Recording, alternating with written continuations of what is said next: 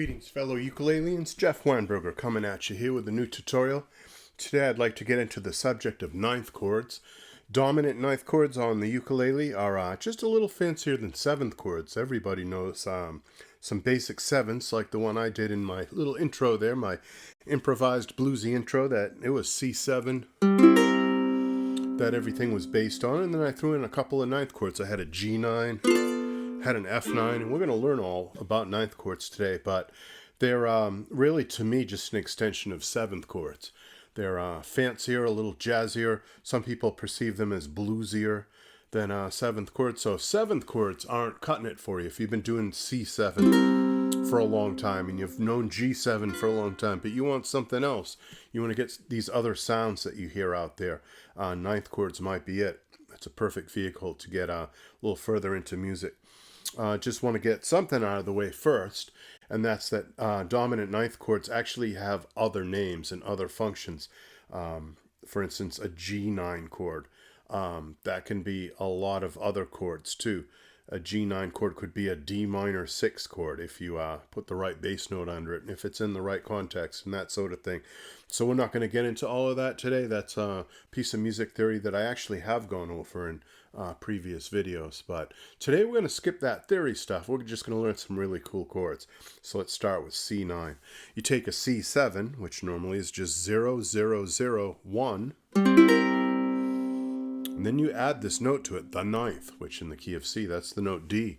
And that gives you this 0, 2, 0, 1. Very mysterious, very different, that C9 chord.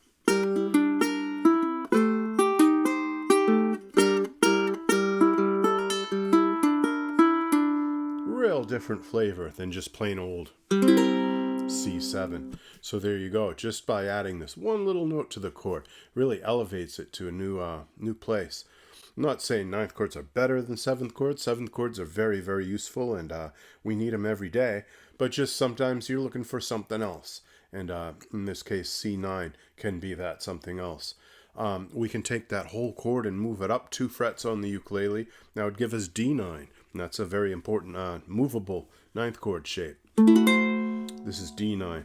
And what we got here is 2, 4, 2, 3.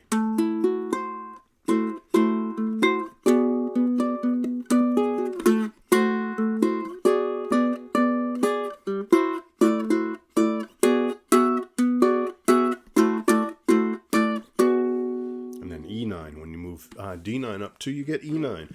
So already we have one shape that we can move around, and this is great. Let's learn some other shapes. There are 2 I'd like to do today, and one of them is very closely related to this shape. It's just a little different. So let's take A7. You already know A7. You've been doing that for years. It's 0, 1, 0, 0. Great chord all by itself.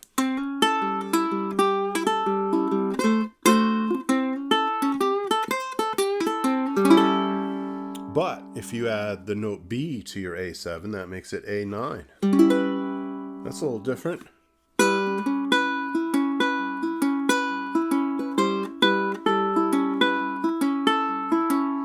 So that's pretty cool. That would be 0, 1, 0, 2. Not difficult to play. Now that's movable too. For instance, if you needed B9, you would do 2, 3, 2, 4. Needed C9, move that up 1 fret and you get 3, 4, 3, 5. So you're probably saying to yourself, well, wait a minute, just a minute ago you said that other one was C9. It is. These are just 2 different voicings of the same chord. You have C9 with the easy way and C9 the slightly harder way, but bright and beautiful and jazzy and very Duke Ellington. Love that voicing. So some of these are the same chords, they're just turned around. The notes of the chord are rearranged in an order that gives you something called a voicing, a different voicing of the chord. Inversions is another name for this, and we've talked all about inversions in the past. So there you go. You add A9, 2 frets higher is B9, 1 fret higher is C9, a couple frets higher than that is D9. Way the heck up here is E9. You can even get an F9 if you have enough frets. different from this F9. Hear that? They're the same, technically the same chord, but wow.